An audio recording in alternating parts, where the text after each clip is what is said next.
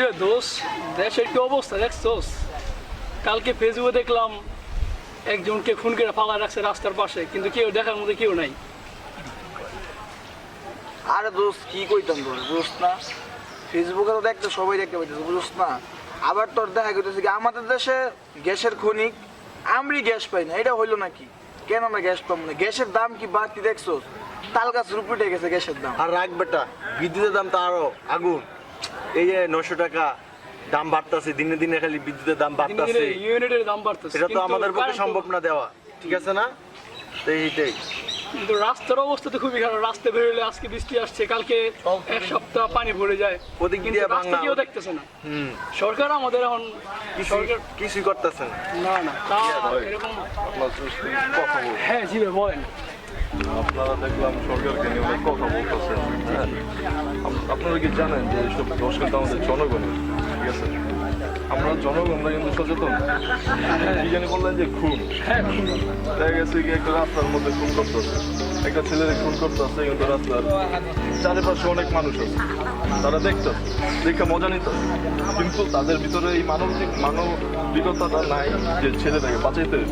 কি বলবো, এই যে আপনারা বললেন যে সরকারের দোষ, কিন্তু আপনাদের তো বুঝতে হবে যে সরকার তার ওই আসন থেকে উঠা ইসা ছেলেদের বাঁচাইতে পারবে না। বাঁচাবে কি? চারিপাশে যারা তাদের ভিতরে যদি সচেতনতা থাকে তাহলে ওই ছেলেটা মরে। কিন্তু আমরা বললাম দেখি সরকার, আরে বাবা সরকার তো তার চেয়ার থেকে উঠে আস্তে আস্তে ছেলেরা মাইরেই ফেলবে, আমরা চারিপাশের লোকরাই করি না। তারপরে বললেন বিদ্যুৎ।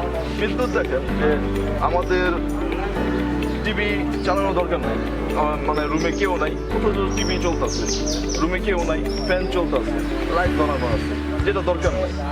এই যে অপচয়টা হইতেছে, আমরা যদি অপচয়টা না করি তাহলে কিন্তু আমরা আমাদের এই বিদ্যুতের দামটা কন্ট্রোল করতে পারতেছি, ঠিক না? এক্ষেত্রে কি আমাদের দোষ না?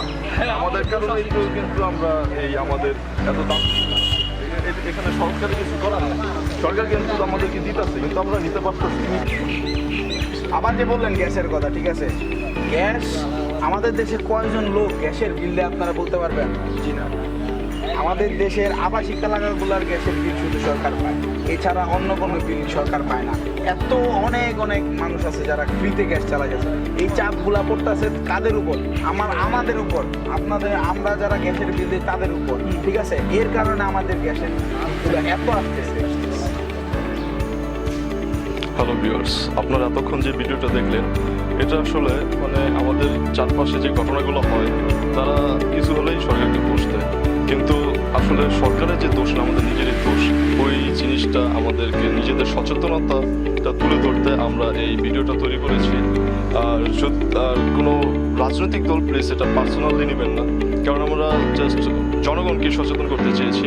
আর যদি আমাদের এই ভিডিওটা ভালো লেগে থাকে, লাইক, কমেন্টস, শেয়ার, সাবস্ক্রাইব করে আমাদের চ্যানেল উই আর ফ্রম নারায়ণগঞ্জের সাথে থাকবেন।